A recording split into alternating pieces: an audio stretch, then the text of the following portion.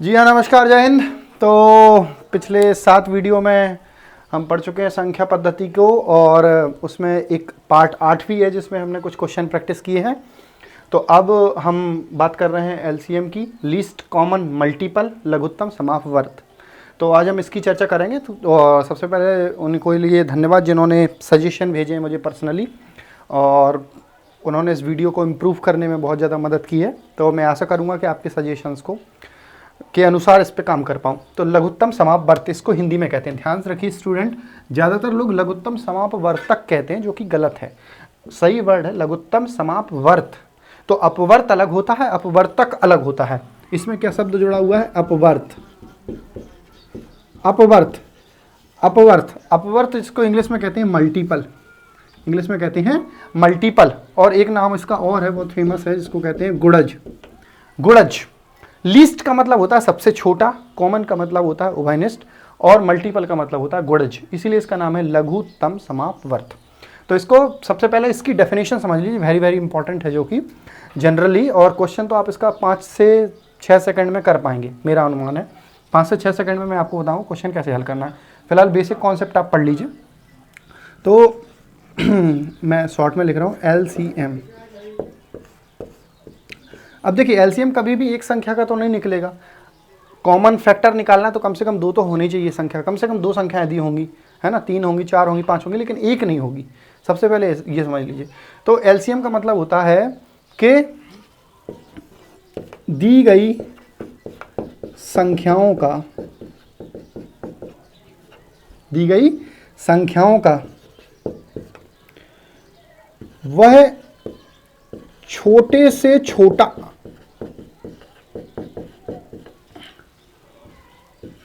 उभयनिष्ठ गुणज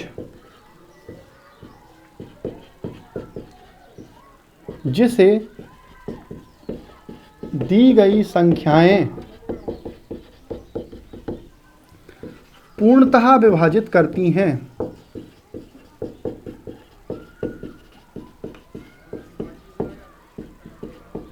दी गई संख्याओं का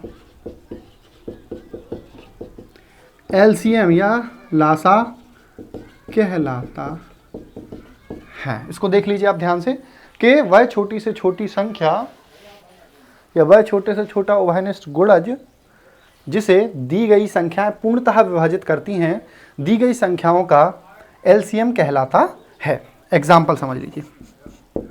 जैसे जैसे है 5 और 15। तो 5 और 15 के लिए लासा निकालने के लिए हम ये सोचेंगे कि सबसे छोटी कौन सी संख्या है जिसमें इन दोनों का भाग जाए। तो अगर हम बात करें डायरेक्टली, अगर दिमाग लगाएं, तो हम बता सकते हैं कि 15 एक ऐसी संख्या है जिसमें 5 का जा रहा है और 15 का भी भाग जा रहा है, तो ये इन दोनों का लासा होगा। आप डायरेक्टली वैसे भी बता सकते हैं। देखिए, जैसे मान लीजिए आपको बताना है 4 और 8 का लासा, कोई और नंबर ले लेते हैं, 4 और 6 ले लेते हैं, 4 और 6 का।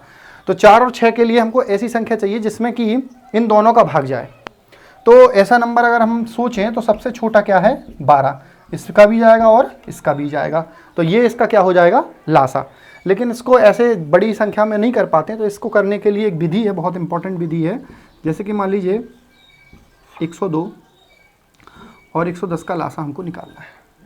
तो हम क्या करेंगे, इनके टुकड़े करेंगे, और टुकड़े हमेशा कैसे भी कर लीजिए जैसे आपको आता है। तो 102 है, तो 102 को हम ऐसे कर सकते हैं कि या तो आप सोच लीजिए, और नहीं फिर आप ऐसे कर लीजिए। 102 लिखिए, यहाँ पे ऐसे काट दीजिए। 2 पंचे 10, 2 एकम 2, फिर 2 से काटेंगे, नहीं कटेगा, 3 से काटेंगे, कट जाएगा। 3 एकम 3 बचा कितना? यहाँ पे 2 बचा, तो 30 आते 21, 17 और 17 एकम 17। तो इनको 2 गुणा 3 गुणा 17।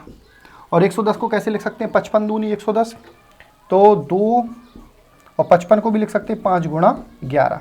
तो इसमें क्या करना है, सबसे पहले दोनों में 2 है, 2 लिख लीजिए। 3 अकेला है तो 3 को लिख लीजिए। 5 अकेला है, 5 को लिख लीजिए। 11 अकेला है, 11 लिख लीजिए। 17 अकेला है, 17 लिख लीजिए। ठीक है, ये इसका गुणा कर दीजिए, आपका लासा आ जाएगा। ठीक है, अगर ये मान लीजिए 2 की घात 2 या 2 की घात 4 इधर आता तो वो कुछ और तरीके से लासा होता। ठीक है, मैं इसको क्लियर कर रहा हूँ। एक और देख लीजिए आप एग्जाम्पल। देखिए, जैसे मान लीजिए ये है 12, 8 और 24, इनका लासा निकालना है। तो इनको सबसे पहले टुकड़ों में लिख लीजिए, गुणा के रूप में लिखिए और अभाज्य संख्याओं के गुणा के रूप में लिखिए। तो ऐसे लिख सकते हैं 2 दूनी 4 तिया 12, और 8 को लिख सकते हैं 2 की घात 3, और 24 को लिख सकते हैं 8 तिया 24, मतलब 2 की घात 3 गुणा 3। अब देखिए इसमें भी 2 वाला पद है, इसमें भी 2 वाला, तीनों में 2 वाला पद है, तो हम लेंगे बड़ी वाली घात, 2 की घात 3, और 3 दोनों में ही है और 3 इक्वल घात है तो एक ही बार लेंगे। तो 8 तिया 24, यानी कि 24 ऐसी छोटी से छोटी संख्या है जिसमें इन तीनों का भाग चला जाएगा। तो 24, 12, 8 और 24 का लासा है।